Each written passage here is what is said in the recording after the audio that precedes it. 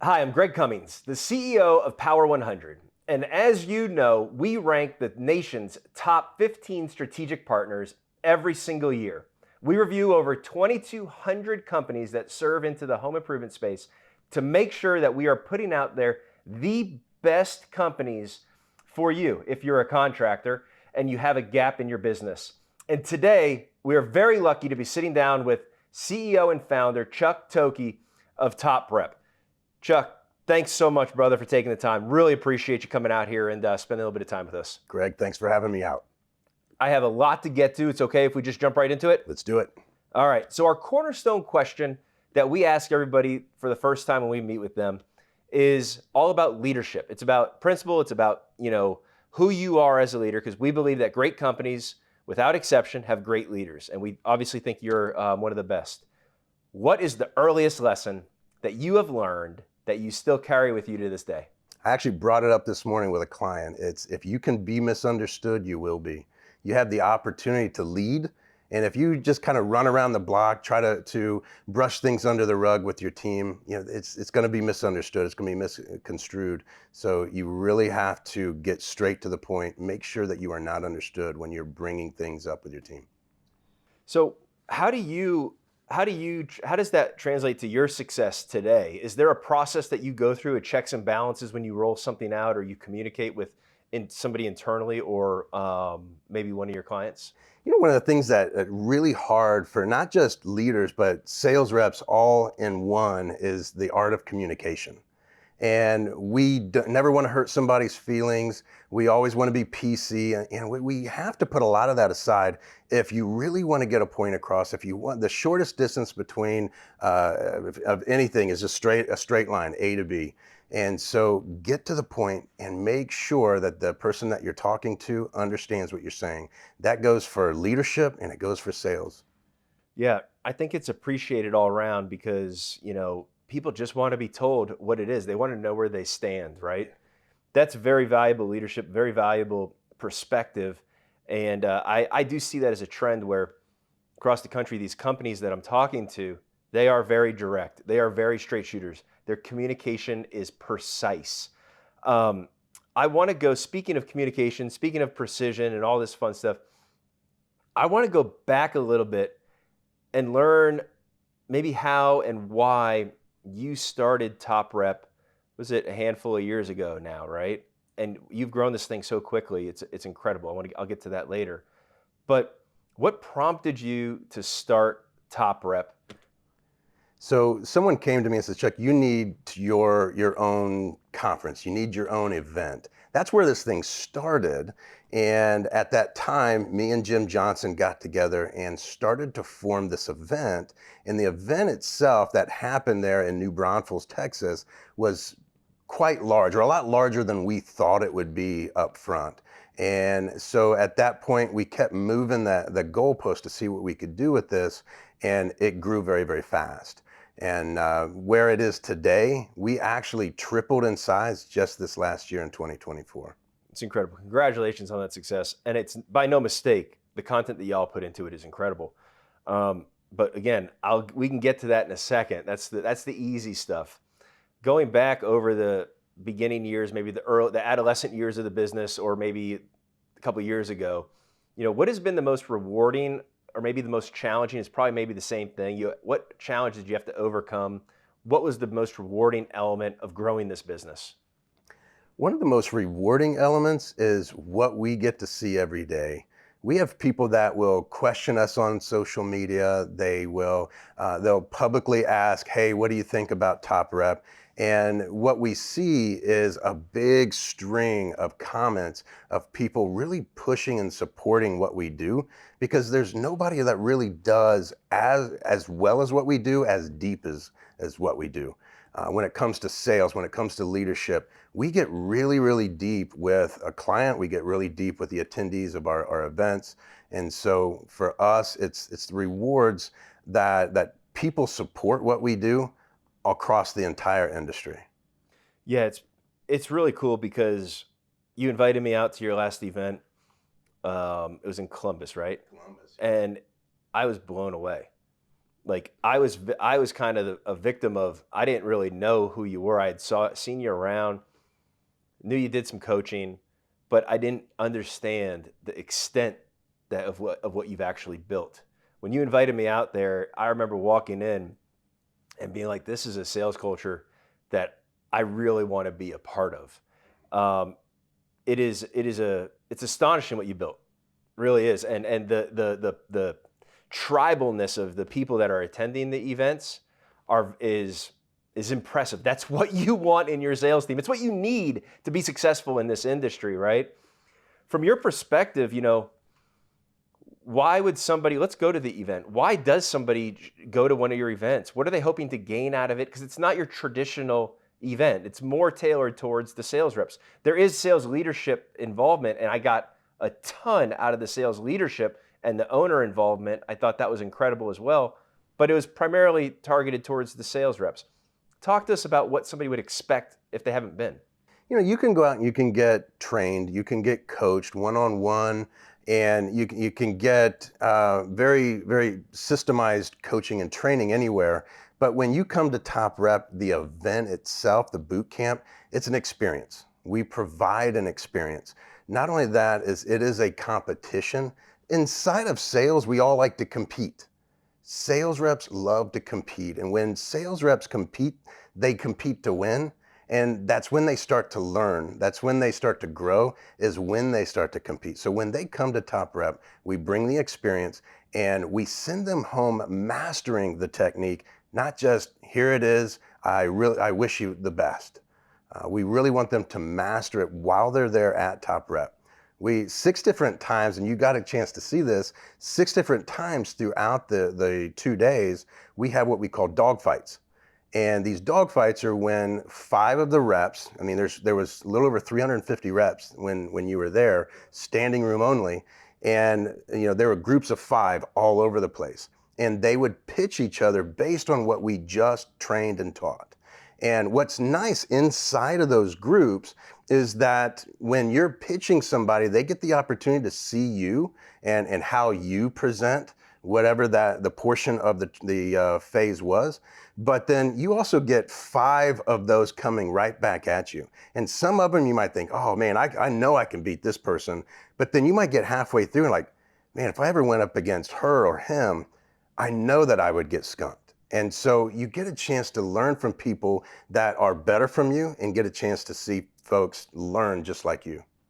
I think it was so cool because, how many of you out there, if you're a sales leader or an owner, struggle to get your team to role play, right? But it's critical. You have to do it. If you don't do it, I mean, the greatest do. I still to this day will get on the phone with people and I'll start the role play and I'll stop and I'm like, what am I doing? Why am I still doing it? It's either in your DNA or it's not. Right. Not only do you get a team to do it, but you have, like you said, 350 people role playing all day long, multiple days. Yes. It is remarkable, and they're competing. So the event aside, it was really cool to see. I'm wondering, do you get anything out of each one of those events? Where's your progression as a leadership? What do you learn as these events go? This is my favorite part of this is the top 10 get what we call black shirts. And so when people come back, we have people that are coming back 7, 8, 9 times. And you can see it now in social media. They're like, I'm taking the black shirt, I'm taking the belt. Well, here's the other part of this is they get to come back and teach and train. And just like me, I learn as I coach. I learn as I train. As long as I've been doing this, I mean, I've been doing it professionally for 9 years now. And so I continue to learn every single day from my clients, just like they learn from me. Just like in the events itself, I want those people to come back, those black shirts that were the top 10, for them to come back and continue to learn because they get to train and coach. And then they become sales leaders, VPs of sales. Right now, because this is our 13th one that we're about to go into, we have so many different success stories of these reps that were just starting out a couple of years ago that are now VPs of sales, they're sales managers, and some of the best to do it. It doesn't end there though, right? You have a program where you're coaching them on an annual and ongoing monthly, weekly basis. maybe somebody that's out there thinking, you know what, I need some help with my sales team. They've reluctantly put it off because they can do it themselves, pound their chest, we'll figure it out. Or maybe it's the leader that's more analytically driven. They're the spreadsheet person. They are, hey, if we just move these numbers, then these numbers will follow. Well, guess what? That person needs a lot of help. They need somebody to come in and be ultra dynamic. But what would you describe to somebody that doesn't understand what is after the event? Let's say I'm a company. I'm a home improvement company. I attended the event because I heard all the hoopla about it. I was blown away, and I said, you know what? I want to sign up for a demo or learn an intro meeting with you. Tell me more about the business, because I don't think that that's out there quite enough. There's so much press about the events. Tell us a little bit more about the in the weeds moments where you're coaching those teams. So after the event, they have the opportunity to become a member of Top Rep. And typically a company they'll go ahead and sign up, become a member, and then they come into what we call our flight school. Now this platform, this learning platform, is state of the art.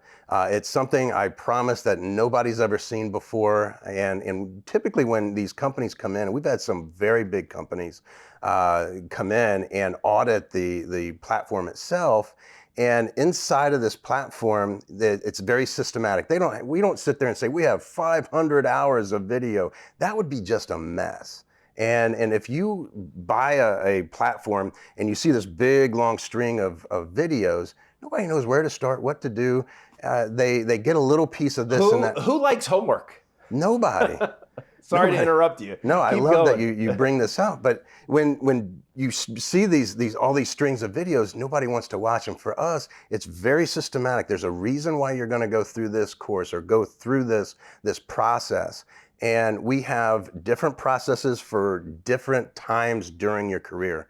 If you're a brand new rep, that we have what we call the runway to mastery, which is a part that's for the leader and a part that's for all the people coming in. So when they have their first day of week 1, they hit the video in the morning when they wake up, they hit the video, they know exactly what they're gonna learn. Same thing for the manager. He hits his and he knows exactly what he's supposed to do. I mean, I could sit all day to talk about this, but again, inside of this is very systematic. But here's the best part, is the AI that we use. So you can role play with our AI. You don't have to wait till you get in to master it, so that you can show your sales manager or the team exactly what you have, what you can do. So if you're going to go into the entry and warm up, you can learn it. And before you go in, you can actually click, I want to role play this. You'll hear a door open and the lady will say, yes, can I help you? You can go right into your entry and warm up, and you will go all the way through to where you're ready to start your survey or go into your inspection. That's incredible that you're bringing in, and you told me about this 6 months ago or whatever it was. You were excited about rolling it out. Truly is the cutting edge leading sales technology. It is real AI where somebody can log in and literally battle. And then do they keep score and do they monitor that? Is there any type of leaderboard on that as well, or any type of There is. way to gamify that? Yeah, so inside of what we call the pivot point AI, which is where you're dealing with objection handling, you can actually gamify your team. And so you can put your team in there, you can use it during sales meetings, or everybody wants to fight for the high score. And so as you're going through, it's taking a video, reading your facial expressions, it's reading exactly what it is you're saying, how fast you're talking, and it scores you based on what you say, how you say it, and your facial expressions. And so therefore, everybody wants to fight for that top point. Can you imagine when you're in your car, and you're waiting for your appointment, and you're going through this, and you're playing with the AI, you're role playing back and forth. That homeowner doesn't have anything on that AI. I mean, when you go in, they're like, man, this is putty in my hands. That AI took me through the courses better than this did. You know how I kind of think of that is, I played basketball my whole life, played in college, and I just loved it. One of the best moments of playing basketball is when my coach gave me a key to the gym, and I could now go in anytime I wanted. Right? I went in after hours, I went in early, went in at lunch, and I was able to get so much better on my own because I could practice. When I was on my own, I felt more free to practice the things that I really needed to practice and really get those extra reps in when, call it when nobody's watching, but it wasn't that nobody was watching, it was that I wanted to push myself to be better, and I didn't want to try new things as much when I was in front of people, or frankly in front of my coach, at the time where they don't really want you to do new things, or they don't want you to really expand your game, just be great at what you are. And so I kind of look at this as like, hey, this is kind of a key to the gym. You can get as good as you want, or you could stay where you are. And so I mean, man, if I was in anyone's position looking to change my life, looking to move into this field, having that as a resource, absolutely invaluable. I want to skip over, I don't want to skip over, I think that's incredible. But my next question is kind of leading to that. What are the home improvement companies? Why are they knocking on your door, Chuck? Like, what are the gaps that people are telling you that they have? What is just the reason that somebody is reaching out to you? Is it because they can't find a good sales leader and they want to replace that? Is it their sales are low? What's really pushing people into your arms? The biggest thing that pushes people to us is sales leadership. And the first thing that they bring to us is their team. But remember, if their team knew what they were doing, going in the right direction, they'd have great leadership. If they're not, then we need to work with their leadership first. And I really like to say, hey, we're going to get to your team, but first I want to work with your sales manager. By the time I'm done with the sales manager, they're like, I got this. We very rarely work with the team. Unless we come on site, very rarely do we actually work with the team. When I first started coaching, I started working with teams. The problem is when I left, everything left with me. It was always, man, that guy that came in, he was phenomenal, but they couldn't tell me exactly what I said. But if I can get to that sales manager and I can take that sales manager to that next level, can you bar the door what that company can do over the next 2 to 5 years? Yeah, I literally have spoke to dozens of people, leaders, in particular at your event, that have said just that you have changed their lives because their team trusts them more. They don't have you take the guesswork out of managing the sales team, right? And that whole process. You actually are giving them real content to talk about on their sales meetings, and able to do follow up and look for these key pivot points that are critical to moving the needle. This is like baseball, right? One extra hit every game, you're in the Hall of Fame. And so with this business, you close at 30% or you close at 40%, that one extra deal puts you into a whole nother stratosphere.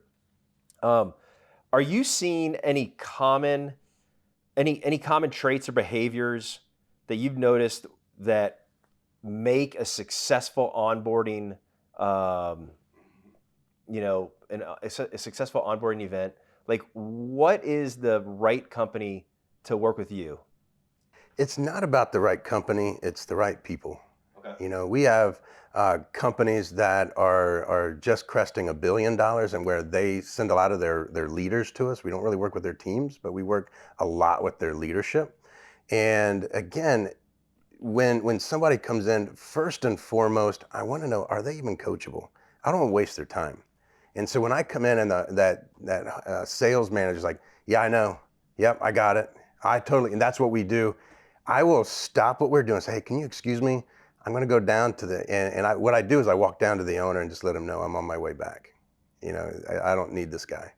You don't need this guy. Because if you don't have somebody coachable, they can come in and really be good at what they do. And there's times when I know exactly what the coach that's coaching me is talking about, but I still keep my mouth shut because there's always something in there that I haven't heard yet. And so are they coachable? That's the first thing. If it comes to character, it's got to be, are they coachable? What is the ideal client size? You mentioned, you have billion-dollar, clients. I understand that. I know who they are, and I understand you working with the leaders, and you're sort of giving the leaders this white label product of yours, right? So it's behind the scenes, but it's empowering those companies. Incredible. But I know you have a lot of smaller companies as well. Talk to me about the difference between, or who is your ideal client and who benefits, Do you work with smaller companies? We do. We have some companies that haven't even crested $1 million yet, and those are some of my favorites. That they're coming in and they're willing to spend the money, knowing that they can't afford it. They're willing to spend the money. We know that we have to fast track them so that we can get them making more money. But our sweet spot is 5 to 20 million. That is about 80% of the people that we coach is between 5 and 20 million. And the people that we really like to work with are those folks that really want that next step. They really are willing to do whatever it takes. And so what is the time frame and what are the key metrics that you look at when you're talking to one of those clients? Let's say it's a 20, 15, 10 million, $15 million company. When you're sitting down with them and you say, hey, we're going to move the needle on this KPI from this to this, that is really, where do you focus? Do you focus on profitability? Do you focus on closing percentage? Do you focus on retention? Like, what are the key metrics that you personally look at as a factor of if you succeeded for that client? So most people would say you jump into the numbers first. We don't. We jump into the leadership. We want to know who we're dealing with first. Again, are we coachable? But also, is there any discipline in there? One of our favorite clients is O'Leary Construction, and he'll tell you he's very decisive. When I asked him, hey, do you guys have iPads? He didn't even know what an iPad was, I believe, when I brought it up. This was a long time ago. But when I came back the second day, he had iPads lined out. He went to Best Buy and got them. I knew that he was going to grow. And he was one of those that started out with me at $800,000 a year. And so, he just sold his company just last year. So it was a huge story for us. But again, it's really, are they disciplined enough to do what we're asking them to do? Or is this something that they're going to get coached and they're just going to nod their head like, yeah, those are good ideas. We get those too. How do you stay ahead of the trends and how the industry is changing, right? You talked a little bit about the AI battle master. What do you call that again? What do It's you the call simulators. Okay, the Yeah, training simulators, right? yeah, Because of the whole flight school, everything that's like right. that, right? How do you stay ahead of the trends? How do you make sure that you're coaching and leading the way the consumer is buying and the way the products are meant to be sold, right? The number one way that we stay ahead is we're willing to learn ourselves. That's the biggest problem in most coaches, most trainers, is they're such ego driven that nobody can teach them and they're so closed off. But that's also why that when they were a sales leader, nobody liked them then either. So when it comes to us, we're always open. We're trying to figure out if somebody else is teaching something, I'm trying to figure out what else is out there that I haven't heard yet. Chuck, what happens if I'm a CEO or an owner and I'm sitting here watching this and I'm going, look, my business is doing good. My life is good. Am I where I want to be? Absolutely not. I have a sales leader that has, I'll say he has an ego or she has an ego, but the pain of getting rid of them, finding somebody else is not worth it to them at this time, right? So I'm sure you've run across this. What advice would you give them? Because they want to work with you, they want to get better, but the sales manager has just killed you at the door, right? What advice would you give them? So usually when I come down, and it's only happened a few times when I was like, okay, I can't work with this person, and usually the owner looks at you and they're like, yeah, I know they're really hard to deal with. And my next question is, what makes you keep them? What is It's it? my brother-in-law. That's usually where it comes in. Is there Yeah. family of some sort? And I let them know, like, when you decide that you want to move past family, that give me a call. And I'm not saying that all family businesses don't work, but a lot of them don't because they want to bring people up for all the wrong reasons. The biggest reason is their family. They got to, or their son. I get this all the time. Yeah, it pains me when I hear this. My sales manager is my son. Well, I'm sure he really earned that position. And it's not easy to work with. Sometimes you get there and he raised his son right. Other times you can tell that the son's never heard the word no.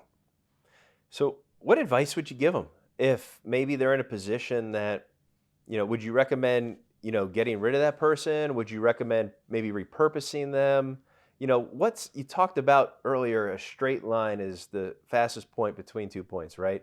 Yep. Being direct. If we were having a really super candid conversation, and let's say I'm stuck at 10 million, sales manager's not the person really to get me to the next level.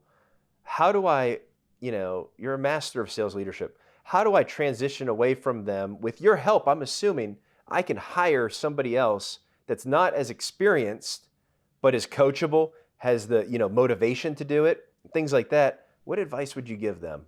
So if this is a person that I know is not going to work out, and I'm going to ask first permission to be very bold to them. I want to be very straightforward. They always say yes, and I let them know that I know that that's your son, or I know that this is somebody that you're going to have a hard time letting go. You've already shared that with me, but until you do, this company's not going anywhere. And this is the one thing that is holding this company back. And you're going to see that as soon as they leave, or that you make this decision, that not only is the company going to move forward, you're going to have a clap out. As soon as that person leaves, everybody in this company is going to clap. And I've already seen it just by talking to the person. Now, the ball's in your court. And here's the irony of that is the person that is being asked to move on is all of a sudden happier now, right?